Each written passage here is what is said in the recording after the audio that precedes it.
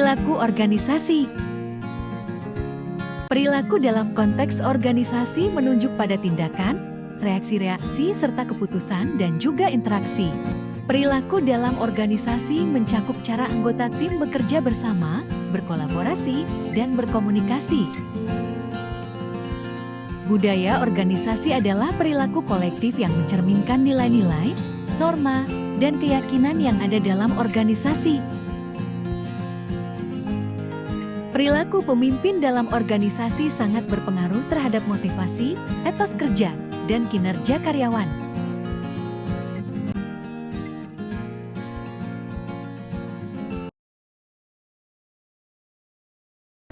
Teori-teori perilaku dalam organisasi.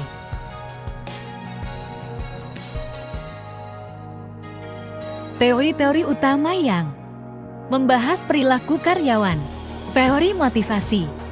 Teori hierarki kebutuhan Maslow menyatakan bahwa manusia memiliki hierarki kebutuhan yang harus dipenuhi, mulai dari fisik hingga kebutuhan aktualisasi diri. Teori X dan teori Douglas M. Gragor mendefinisikan dua pandangan terhadap motivasi karyawan, yaitu bahwa beberapa karyawan cenderung malas dan perlu dikendalikan teori X, sementara yang lain cenderung memiliki motivasi intrinsik dan bertanggung jawab teori Y.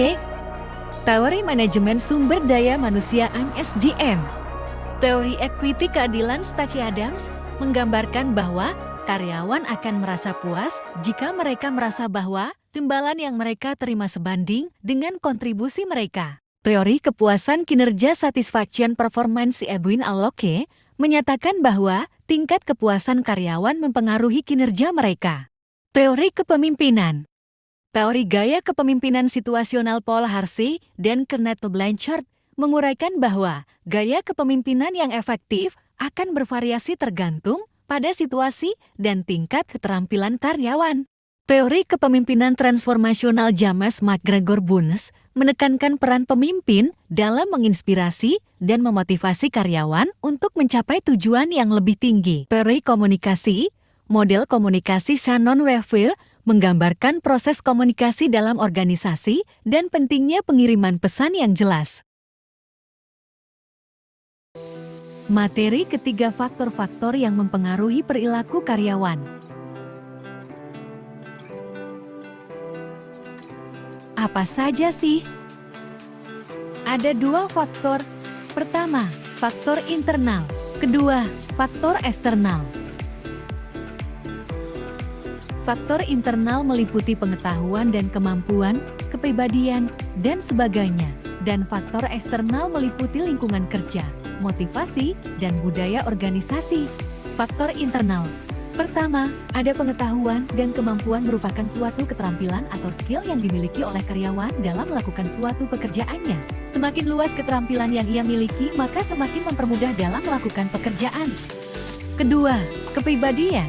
Misalnya seorang karyawan yang memiliki karakter yang ulet dan bertanggung jawab, maka akan melakukan pekerjaannya dengan sungguh-sungguh dan penuh tanggung jawab dan biasanya akan menghasilkan hasil yang baik. Selanjutnya, faktor eksternal. Pertama, lingkungan kerja. Merupakan suatu kondisi tempat kerja atau biasanya disebut dengan suasana kerja, di mana jika lingkungan kerja nyaman dan suasana yang suportif, maka akan membuat karyawan untuk lebih fokus dan produktivitas serta semangat lebih tinggi. Kedua, motivasi, yaitu sebuah dorongan atau semangat bagi karyawan dalam melakukan pekerjaannya. Contohnya seperti mendapatkan bonus, tunjangan, dan lain-lain. Ketiga, ada budaya organisasi, yaitu merupakan suatu kebiasaan atau norma-norma yang berlaku dalam suatu perusahaan atau organisasi. Biasanya ini mengatur hal-hal yang berlaku dan dapat diterima serta diterapkan oleh seluruh karyawan. Contohnya menggunakan pakaian atau atribut yang serempak.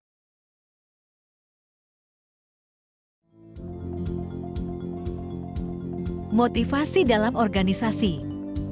Konsep motivasi adalah keseluruhan dorongan, keinginan, kebutuhan, dan daya yang sejenis yang menggerakkan perilaku seseorang. Dalam artian yang lebih luas, motivasi diartikan sebagai pengaruh dari energi dan arahan terhadap perilaku yang meliputi kebutuhan, minat, sikap, dan keinginan. Kenapa motivasi sangat berperan dalam mempengaruhi perilaku?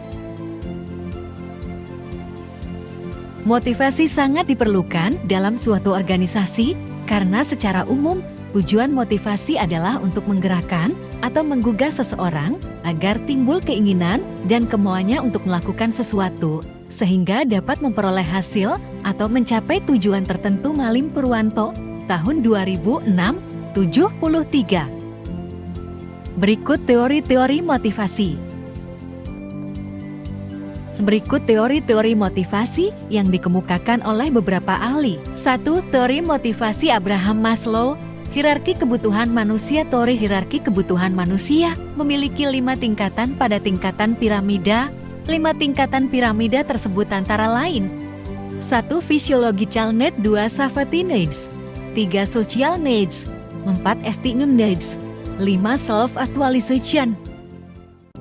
2. Teori motivasi Herzberg, Two Factor Theory. Dalam teori ini, Herzberg menyebutkan bahwa ada 2 faktor yang dapat dimanfaatkan untuk menjaga kestabilan dari motivasi seseorang dalam sebuah regu. Kedua faktor itu adalah sebagai berikut. 1. Motivator factors.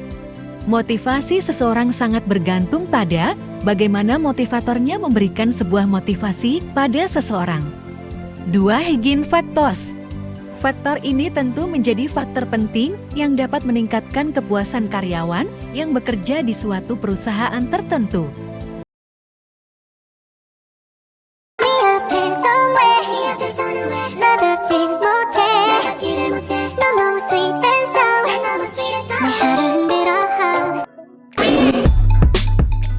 Kepemimpinan adalah proses memandu, mengarahkan, dan mempengaruhi orang atau kelompok untuk mencapai tujuan tertentu.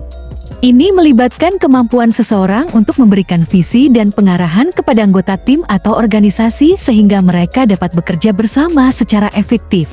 Perilaku ialah merujuk pada tindakan, reaksi, atau sikap individu atau kelompok dalam berbagai situasi. Coba simak video berikut ini.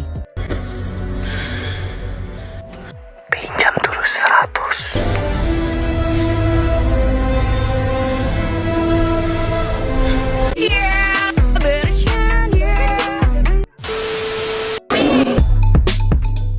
Kepemimpinan dan perilaku saling terkait dalam konteks pengaruh dan dinamika antara pemimpin dan anggota tim atau organisasi yang dipimpinnya. Kepemimpinan memiliki dampak besar pada perilaku karyawan. Ada beberapa cara kepemimpinan mempengaruhi perilaku karyawan, yaitu komunikasi yang efektif, model perilaku yang positif, membentuk budaya organisasi yang cenderung membangun hubungan yang baik antara pemimpin dan karyawan, dukungan dan pengembangan untuk karyawan seperti pelatihan. Kepemimpinan autokratis. Pertama, pemimpin mengambil semua keputusan sendiri. Kedua, dapat menciptakan lingkungan kerja yang terstruktur dan efisien. Ketiga, karyawan mungkin merasa kurang termotivasi atau kurang berdaya. Kepemimpinan demokratis. Pertama, pemimpin melibatkan karyawan dalam pengambilan keputusan. Kedua, mendorong partisipasi dan kreativitas karyawan. Ketiga, memperkuat rasa kepemilikan dan komitmen terhadap hasil. Kepemimpinan transformasional. Pertama, pemimpin menginspirasi dan memotivasi karyawan dengan visi yang kuat. Kedua, mendorong perubahan dan inovasi. Ketiga, karyawan cenderung lebih bersemangat dan berdedikasi. Kepemimpinan situasional. Pertama, pemimpin menyesuaikan gaya kepemimpinan dengan situasi dan kebutuhan karyawan. Kedua, fleksibel dan responsif terhadap perubahan lingkungan. Ketiga, memungkinkan adaptasi yang efektif terhadap tuntutan beragam. Konflik dan resolusi dalam sebuah organisasi. Konflik organisasi adalah ketidaksesuaian antara anggota organisasi karena status, tujuan, nilai-nilai, atau persepsi yang berbeda. Ada 4 jenis konflik yang terjadi dalam sebuah organisasi, yaitu: pertama, konflik vertikal. Kedua, konflik horizontal. Ketiga, konflik lini staf. Keempat, konflik peranan.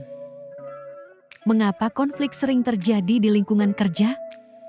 Penyebab utama konflik kerja adalah perbedaan kepribadian, perbedaan ego, kurangnya pelaksanaan manajemen, dan lain-lain. Untuk mengelolanya, hal pertama yang dilakukan adalah memahami permasalahan. Selanjutnya, kita harus mendiagnosa dari mana konflik ini timbul, siapa saja yang terlibat, di mana konflik ini terjadi, dan bagaimana cara yang terbaik untuk mengatasinya. Budaya organisasi dan perilaku organisasi. Poin pembahasan: peran budaya organisasi dalam membentuk perilaku karyawan, menciptakan budaya yang mendukung produktivitas dan kolaborasi. Penjelasan mengenai budaya organisasi dan perilaku organisasi. Mari kita bahas terlebih dahulu penjelasan mengenai budaya organisasi dan perilaku organisasi. Perilaku organisasi dan budaya organisasi adalah dua hal yang saling terkait dalam konteks studi ilmu organisasi. Perilaku organisasi membahas perilaku individu dan kelompok yang berpengaruh pada organisasi, sedangkan budaya organisasi membahas nilai, norma, dan keyakinan yang dianut oleh suatu organisasi. Apa saja peran budaya organisasi dalam membentuk perilaku karyawan? Budaya organisasi memainkan peran penting dalam membentuk perilaku karyawan di dalam suatu organisasi. Budaya organisasi yang positif dan mendukung produktivitas dapat memotivasi karyawan untuk bekerja lebih baik dan mencapai tujuan organisasi. Oleh karena itu, manajemen perlu menciptakan budaya yang mendukung produktivitas dan kolaborasi agar karyawan dapat bekerja secara efektif dan mencapai tujuan organisasi. Ada beberapa contoh budaya organisasi yang mendukung produktivitas dan kolaborasi antara lain. Budaya kerja yang terbuka dan transparan. Budaya kerja yang mendorong inovasi dan kreativitas. Budaya kerja yang memberikan kebebasan pada karyawan untuk mengekspresikan diri dan berpartisipasi dalam proyek yang lebih besar dari dirinya. Cara menciptakan budaya yang mendukung produktivitas dan kolaborasi. Manajemen dapat menciptakan budaya yang mendukung produktivitas dan kolaborasi dengan melakukan beberapa tindakan, seperti menetapkan nilai-nilai organisasi yang jelas dan terbuka, meningkatkan keterlibatan karyawan dalam pengembangan budaya organisasi, menjadikan karyawan sebagai prioritas dan menjaga kesejahteraan mereka, mendorong kolaborasi dan kerja tim, menerapkan work-life balance untuk menjaga keseimbangan antara pekerjaan dan kehidupan pribadi karyawan. Dengan menciptakan budaya organisasi yang mendukung produktivitas dan kolaborasi, manajemen dapat meningkatkan kinerja karyawan dan mencapai tujuan bisnis yang diinginkan. Budaya organisasi yang kuat dapat mempengaruhi perilaku dan efektivitas kinerja karyawan. Kualitas kinerja karyawan akan sebanding dengan kualitas budaya organisasi di dalamnya. Apabila budaya organisasinya baik, maka kinerja karyawan pun akan baik, dan begitu pun sebaliknya. Etika dalam perilaku organisasi. Pentingnya etika dalam mengatur perilaku di tempat kerja. Etika dalam perilaku organisasi adalah pondasi yang kuat untuk membangun budaya kerja yang berintegritas dan bertanggung jawab. Berikut adalah lebih banyak aspek pentingnya etika dalam mengatur perilaku di tempat kerja. 1. Kepercayaan dan reputasi. Etika yang konsisten membantu organisasi membangun dan memelihara kepercayaan pelanggan, mitra bisnis, dan pemangku kepentingan lainnya. Reputasi yang baik menjadi aset berharga. Yang kedua, kepuasan karyawan. Ketika karyawan merasa bahwa organisasi memperlakukan mereka dengan adil, hormat, dan jujur, ini meningkatkan kepuasan mereka. Karyawan yang bahagia cenderung lebih produktif dan setia terhadap perusahaan. Yang ketiga, kepatuhan hukum. Etika membantu organisasi menjaga kepatuhan terhadap hukum dan peraturan yang berlaku. Ini dapat menghindari potensi sanksi hukum dan kerugian finansial.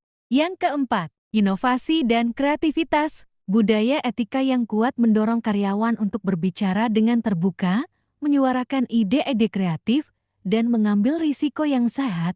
yang dapat meningkatkan inovasi dan daya saing organisasi.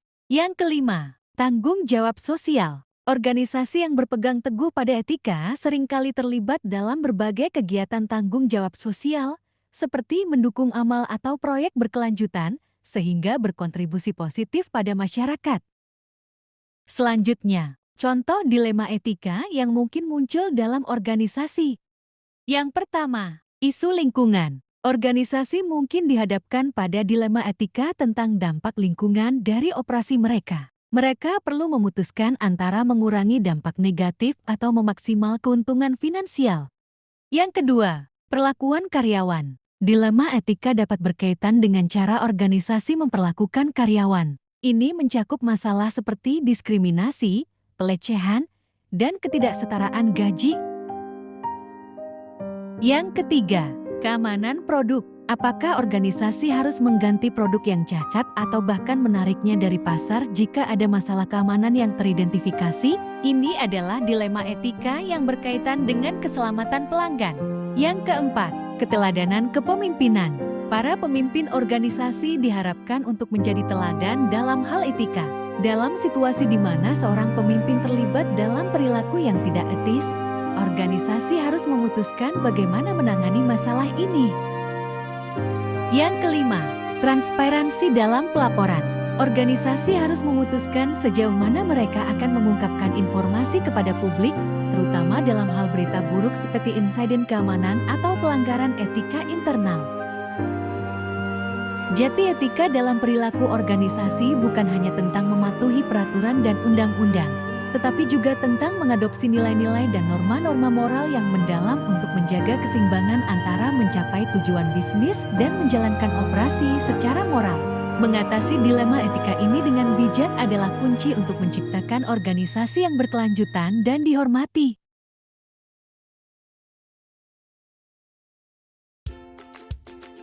Pengukuran dan evaluasi perilaku karyawan. Metode untuk mengukur dan mengevaluasi kinerja karyawan meliputi 1. Penilaian kinerja 2. Key Performance Indicators Quiz 3. Evaluasi 360 derajat 4. Metode grafik peringkat 5. Metode pengamatan langsung 6. Penilaian berbasis proyek 7. Penggunaan sistem manajemen kinerja seperti Balanced Scope. Pemilihan metode tergantung pada jenis pekerjaan, tujuan perusahaan, dan sumber daya yang tersedia, penting untuk menjalankan proses evaluasi kinerja secara adil, objektif, dan terstruktur untuk memotivasi karyawan dan meningkatkan kinerja mereka. Evaluasi kinerja dan pengembangan karyawan adalah dua proses. Pertama, evaluasi kinerja digunakan untuk menilai kinerja karyawan, sementara pengembangan karyawan adalah upaya untuk meningkatkan keterampilan dan kemampuan mereka.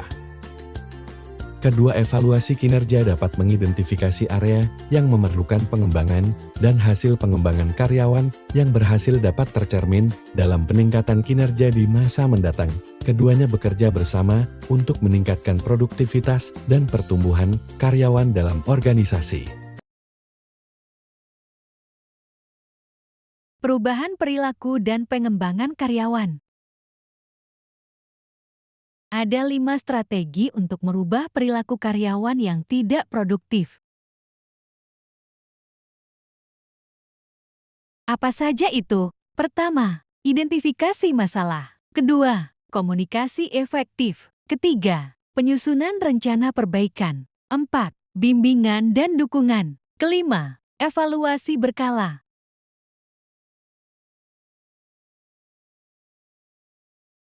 Program pengembangan karyawan dan pelatihan adalah upaya organisasi untuk meningkatkan keterampilan, pengetahuan, dan kemampuan karyawan agar mereka lebih efektif dalam pekerjaan mereka. Program pengembangan karyawan dan pelatihan. Pertama, penilaian kebutuhan. Kedua, rancang program pelatihan. Ketiga, implementasi program. Keempat, evaluasi efektivitas. Kelima, kuantitas pengembangan.